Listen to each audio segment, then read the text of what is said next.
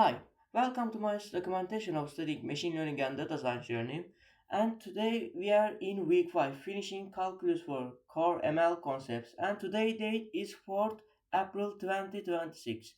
The first thing that I want to say for this week is we finally finished the calculus for machine learning, core machine learning concepts.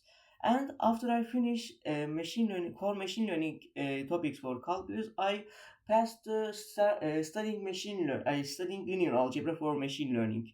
I'm really happy with this because I really get tired of studying calculus. I really overwhelmed of calculus, but because of I finally finish for core machine learning concepts, I can start to linear algebra, and that's the very good thing.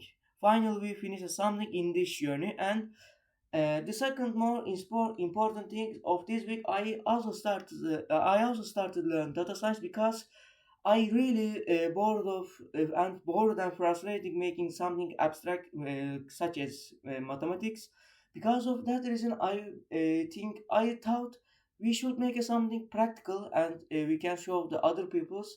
So I said why else we don't learn data science? And I started learn data science with this video free code camp data science with Python. It's a 12-hour long video and has four real world projects, so I can also learn data science with application. And I also want you to show how I'm studying data science. Please wait a second. I only made 6 lessons from that video: lesson 1, lesson 2, lesson 3, lesson 4, lesson 5, and lesson 6, as you see. And I learned from lesson 1 creation of data frames and how ways to create them.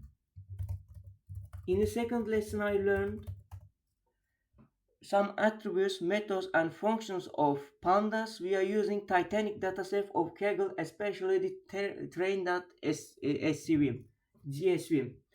And in this third lesson, I learned how to select a single column from a dataset. Again, I use Titanic dataset of Kaggle, specifically the train.svc file. In the fourth lesson, I learned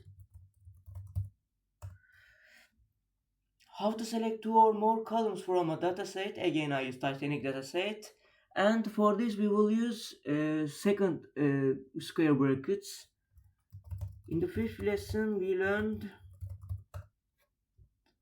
how to add a new column to a data frame. We will in this lesson we add a scalar valued columns and many random valued columns to our data frame. To make this possible, we will use some methods from NumPy. And if you want more detail, please check the lesson. Let's check the lesson. Sorry. ls vim lesson 5. Let's enter lesson 5. And yeah, in the lesson 5 I made this. I add a new column only has a scalar value, name it new call, and I also add new elements. I create also new random integer array size of our data frame, and has a and its name is elements, and I also add this to new elements. Let's look at this. Let's look at this lesson 5.df, and you are seeing at the right side of the icon. Sorry, and you are seeing it here, new call. Okay, let's continue the next lesson. What did we do on this lesson 6? Sorry, I forget to close bracket.